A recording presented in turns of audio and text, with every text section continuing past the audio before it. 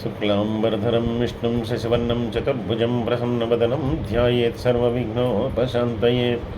అగజానన పద్మార్కం గజాననమహర్నిశం అనేకదంతం భక్తానాం ఏకదంతముపాస్మహే. శాంతాకారం భుజగసేనం పద్మనాభం సురేశం విశ్వాకారం గగనసదృశం మేఘవర్ణం శుభాంగం లక్ష్మీకాంతం కమలనయనం యోగిహృద్యానగమ్యం వందే విష్ణుం భవభయహరం సర్వలోకైకనాథం. గురుర్బ్రహ్మ గురుర్విష్ణు గురుర్దేవో మహేశ్వరః గురుర్సాక్షాత్ పరం బ్రహ్మ తస్మై శ్రీ గురవే నమః. ఈ ప్రేరణకు కారణమైనటువంటి గురుదేవులు బ్రహ్మశ్రీ చాగంటి కోటేశ్వరరావు గారి పాదపద్మాలకు సభక్తిపూర్వకంగా నమస్కరిస్తున్నాను.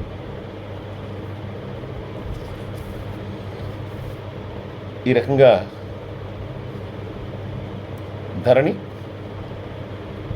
ఆ పృథు చక్రవర్తి వలన పృథ్వీగా మారింది అని చెప్పిన తర్వాత మళ్ళీ పులశ్చ బ్రహ్మను అడిగాడు, అసలు ఈ భూమినంతా పరిపాలించింది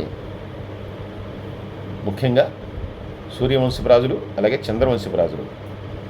అసలు ఆ రకమైనటువంటి క్రమం ఎలా వచ్చింది? వీరందరూ కూడా ఆ సూర్యవంశం రాజుల యొక్క అలాగే చంద్రవంశపు రాజుల యొక్క క్రమాన్నంతటిని కూడా విస్తపరచవలసిందని చెప్పి భీష్ముడు కోరాడు. భీష్ముడు చంద్రవంశ రాజుల కింద వస్తాడు. ఈ భారత సమయంలో వాళ్ళందరూ కూడా చంద్రవంశపు రాజులు, అలాగే మన శ్రీరాముడు, దశరథుడు మొదలైనటువంటి వాళ్ళందరూ కూడా సూర్యవంశపు రాజులు. ఇప్పుడు ఆ క్రమాన్ని వివరిస్తూ ఉన్నాడు పులశ్చ బ్రహ్మగారు. కశ్యప ప్రజాపతికి అదితి వలన ఆ సూర్యభగవానుడు జన్మించాడు. ఈ సూర్యభగవానుడికి సంధ్య అనేటటువంటి భార్య అని చెప్పి మనందరికీ తెలుసు. ఈవిడే కాకుండా రాజ్ఞి, ప్రభ అనేటటువంటి మరొక ఇద్దరు భార్యలు కూడా ఉన్నారు. వీళ్ళిద్దరూ కూడా అంటే ఈ రాజ్ఞి, ప్రభ కూడా సూర్యుని వల్ల సంతానాన్ని పొందారు. అలాగే ఈ సంజ్ఞ అనేటటువంటి ఆమెకు త్వష్ట ప్రజాపతి అనేటటువంటి మనువు, ప్రభ అనేటటువంటి ఆమెకు ప్రభాతుడు అనేటటువంటి కుమారుడు. ఇక్కడ సంజ్ఞ అంటే సంధ్య అని చెప్పి అర్థం చేసుకోవాలి. సంధ్యకు త్వష్ట ప్రజాపతి, ప్రభకు ప్రభాతుడు, రాజ్ఞికి రైవతుడు అనేటటువంటి వీళ్ళందరూ కూడా మనువులుగా ఉన్నటువంటి వాళ్ళే. ఇలా వీరు కాకుండా అంటే కేవలం వీరే కాకుండా ఈ సంధ్యకు త్వష్ట ప్రజాపతి ఒక కుమారుడైతే యముడు, యామి అనేటటువంటి కవలలు. ఆ యామే యమునా నదిగా మనం కొలుచుకునేటటువంటి దేవత. ఆ యముడు, యామి అనేటటువంటి కవలలు ఈమె సూర్యునికి ఈమె వల్ల జన్మించారు. అందుకనే యముడు సూర్యపుత్రుడు. ఇంకా సంజ్ఞకి అంటే మళ్ళీ ఈ సంధ్యకి ఈ పిల్లల్ని ఈవిడ కన్న తర్వాత, సూర్యుని వలన పొందిన తర్వాత ఆ సూర్యుని యొక్క తేజస్సు ఏదైతే ఉందో అది భరించలేకుండా ఈవిడ అంటే కొంతకాలం కాపురం చేసిన తర్వాత ఆ సూర్యుని యొక్క తేజస్సు ఏదైతే ఉందో దాన్ని భరించలేకపోయింది. దాంతో ఈవిడ తన యొక్క ఒక రూపాన్ని ఛాయగా రూపొందించి ముమ్మూర్తుల ఈ ఛాయ అంటే మనకి మరొక అర్థం నీడ అనేటటువంటి అర్థం కూడా ఉంది. ఈవిడ తన యొక్క మరొక రూపాన్ని సృష్టించి తనని ముమ్మూర్తులా పోలి ఉన్నటువంటి ఆ రూపాన్ని, ఆ ఛాయను ఇక్కడ ఉంచి నువ్వు నా బాధ్యతలను నువ్వు నిర్వర్తించు, అంటే భార్యగా నువ్వు వర్తించు, నేను ఈ తేజస్సును నేను భరించలేను, నేను వెళ్ళిపోతున్నానని చెప్పి ఆవిడ అక్కడి నుంచి వెళ్ళిపోయింది. వెళ్ళిపోతే ఈవిడి తండ్రి కూడా ఆయన తన దగ్గర ఉండటానికి అనుమతించకపోయేసరికి ఇప్పుడు సూర్యభగవానుడి యొక్క తేజస్సును భరించలేదు, సూర్యభగవాను అలాగా విడిచిపెట్టి వచ్చేసినందుకు తండ్రి ఆమోదించలేదు, తండ్రి ఉండనివ్వలేదు. కాబట్టి ఈవిడ ఒక అశ్వరూపాన్ని ధరించి ఈవిడ తిరుగుతూ ఉన్నదిట. ఇప్పుడు ఈవిడి చేత సృష్టింపబడినటువంటి ఆ ఛాయ ఈ సంధ్యారూపంలో ఈ సూర్యభగవానుడిని సేవిస్తూ ఉంది, భారీగా ఆయనతో కాపురం చేస్తూ ఉంది. కాపురం చేస్తూ అంటే సూర్యభగవానుడితో కాపురం చేయటమే కాకుండా ఈ సూర్యభగవానుడి యొక్క అంటే ఈ సంధ్య యొక్క కుమారులైనటువంటి యముడు యామి యొక్క రక్షణ బాధ్యతలను కూడా ఈవిడ తీసుకుంది. అందువల్ల ఈవిడ ఆ పిల్లల్ని కూడా పెంచుతూ ఉంది. అదే రూపంతో యథాతథంగా ఉన్నటువంటి ఈ ఛాయని ఈయన ఎటువంటి అనుమానం లేకుండా, ఆయనకేమీ తెలియదు, జరిగిందంతా కూడా తెలియదు, అందువల్ల ఆయన తన భార్యగానే భావించి ఆయన ఆవిడతోటి సంసారం చేస్తూ ఉన్నాడు. తత్ఫలితంగా ఈ ఛాయకు కూడా ఒక కుమారుడు కలిగాడు. ఆయన సావర్ణి. ఈ సావర్ణి కూడా మన్వంతరమే, ఈయన కూడా మనవే. ఇప్పుడు సావర్ణి అనేటటువంటి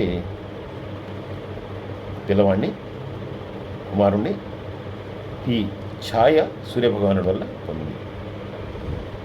అంటే సూర్యభగవానుడు అంటేనే కాలచక్రం. అందువల్ల ఈ మనువులందరూ కూడా ఒక్కొక్క మన్వంతరం అనేటటువంటిది ఈ కాలచక్రంలో ఒక భాగం. అందుకని ఆయన కుమారులుగా వీళ్ళందరూ కానీ మన్వంతరాలన్నీ కూడా ఆ రకంగా వచ్చినవి. ఈ మనువులందరూ కూడా ఆ రకంగా వచ్చినటువంటి వాళ్ళు. ఎప్పుడైతే తనకు సొంత కుమారుడు కలిగాడో పుత్రవాత్సల్యం అనేటటువంటిది సహజంగా ఉండేటటువంటి లక్షణం స్త్రీలకి. దాంతో తన యొక్క సంతానమైనటువంటి ఈ సావర్ణిని చాలా ప్రేమగా చూసుకోవడం, యముణ్ణి ఈ యామిని కొంచెం దూరం చేసుకోవడం, వారిద్దరిని కూడా అంత ప్రేమను అంటే తన కుమారుడి పైన పంచేటటువంటి ప్రేమను వారిద్దరి మీద కూడా పంచకపోవడం అనేటటువంటిది అని మెల్లగా ఈ యముడు గ్రహించడం మొదలుపెట్టాడు. గ్రహించి ఏదో తేడాగా ఉంది. అది వరకు నా తల్లి ఇలా ప్రవర్తించలేదు, ఇప్పుడు ఇందుకే ఇలా ప్రవర్తిస్తోంది, ఏదైనా తేడా వచ్చిందా అని చెప్పి ఈయనకి ఒక అనుమానం అనేటటువంటిది మొదలై ఈయన ఒకసారి తల్లినే పరీక్షించాలనుకుని ఈవిడ తన యొక్క పాదంతో చిన్నపిల్లాడిగా ఉన్నప్పుడే ఆవిడ్ని కాలితో తన్నబోతే వెంటనే ఆవిడ నీ పాదం కుంటిదైపోవాలి అని చెప్పి తీవ్రంగా శపించింది. వెంటనే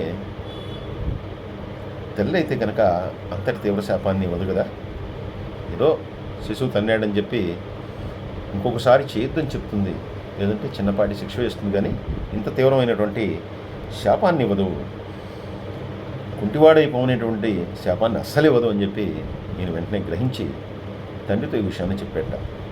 నాకెందుకో ఇలా తేడాగా ఉంది, నాకెందుకో తేడా అనిపిస్తుంది అని చెప్పి ఆయన చెప్పిన తర్వాత, సరే నువ్వు బ్రహ్మగారి గురించి తపస్సు చేయమని చెప్పి, ఎందుకంటే ఇప్పుడు ఈవిడి వల్ల ఆ శాపం అనేటటువంటిది వచ్చింది యముడికి.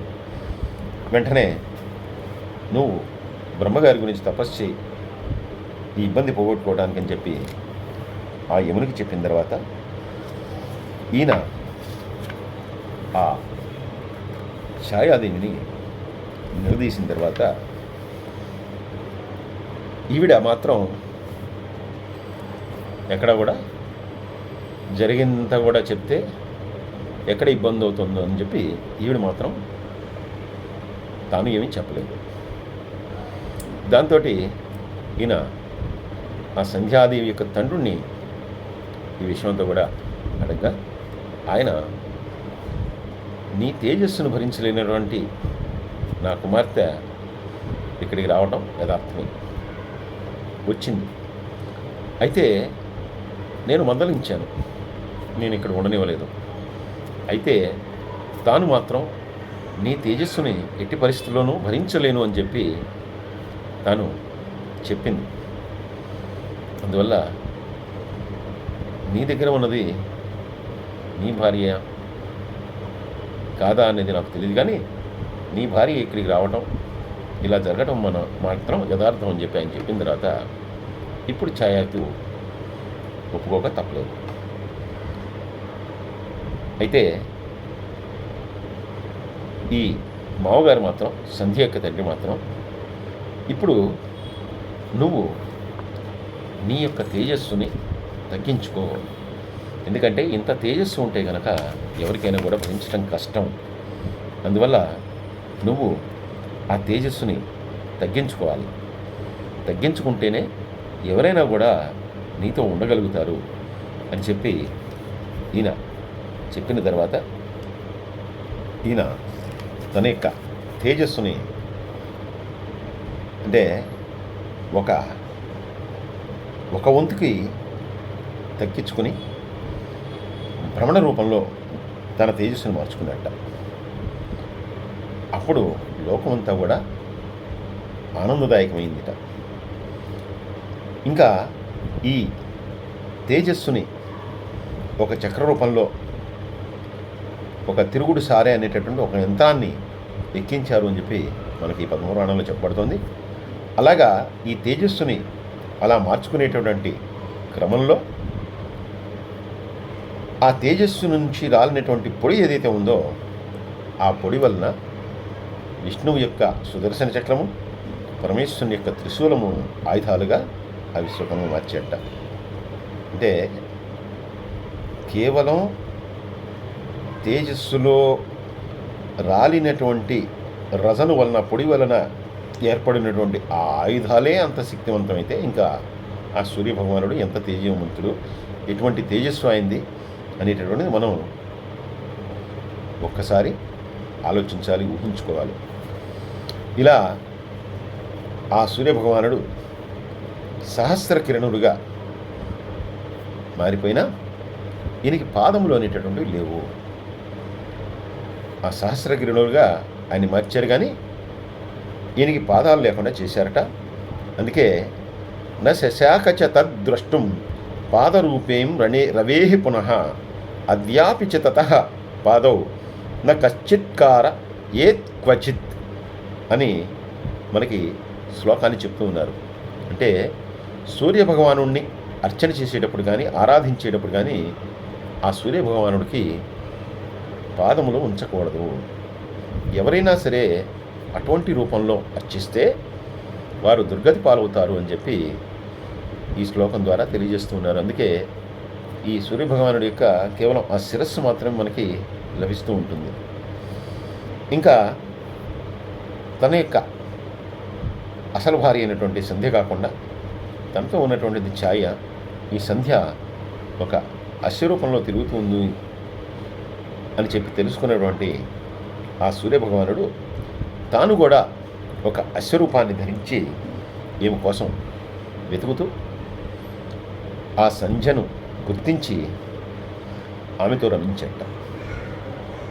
ఇలా అశ్వరూపంలో ఉన్నటువంటి తన యొక్క భార్యతో రమించడం ద్వారా అశ్వనులు అనేటువంటి వాళ్ళు ఆవిడ యొక్క నాసిక నుండి జన్మించి వారు నాసత్యులు అని చెప్పి పిలువబడ్డారు. వీరినే దస్రులు అని కూడా పిలుస్తారట. ఇంకా తనతో రమించినటువంటి అశ్వరూపంలో ఉన్నటువంటి వాడు తన భర్త అనేటువంటి విషయాన్ని తెలుసుకున్నటువంటి ఈ సంధ్యాదేవి కూడా ఆనందాన్ని పొంది తేజస్సు తగ్గిపోవడంతో తిరిగి తన యొక్క భర్తను చేరుకుని మళ్ళీ సంసారాన్ని యథాతథంగా చేస్తూ ఉందిట. ఇంకా ఆ సావర్ణి మనువు ఎవరైతే జన్మించాడో, అంటే ఛాయాదేవి కలిగినటువంటి సావర్ణి మనువు ఎవరైతే జన్మించాడో ఆయన మనువుగా మనని పరిపాలిస్తాడు, మనువుగా ఉంటాడు. ఆయన ఇప్పటికీ కూడా తపస్సు చేస్తూ ఉన్నాడు. ఎందుకంటే సావర్ణి మన్వంతరం అనేటటువంటిది రాబోయేటటువంటి మన్వంతరం. ఆయన ఇప్పటికీ ఆ మేరు పర్వతం మీద తపస్సు చేస్తూ ఉన్నట్ట. ఇంకా ఈ ఛాయకి ఈ సావర్ణి ఒకడే కాకుండా మరొక పుత్రుడిగా జన్మించినటువంటి వాడు శని. ఈ శని కూడా తన యొక్క తపోబలం చేత గ్రహాల్లో ఒక ప్రముఖమైనటువంటి స్థానాన్ని పొందాడు. ఇంకా సూర్యభగవానుడి యొక్క కుమారుల్లో ముఖ్యంగా ఆ యముడు, ఆయన మరి నగలోకానికి అధిపతి, అలాగే ధర్మప్రభు, అలాగే తర్వాత వారు యమునా తపతి నదులుగా, అంటే తపతి అనేటటువంటి ఆవిడ సంధ్య యొక్క కూతురు, అలాగే యముడు యామిని ఇద్దరు కూడా వారిద్దరు కూడా కమలలు అని చెప్పుకున్నాం. ఈ రకంగా సూర్యభగవానుడి యొక్క సంతానం అంతా కూడా మనువులుగా, ఈ రకంగా పరిపాలకులుగా వీరందరూ కూడా నియమింపబడ్డారు.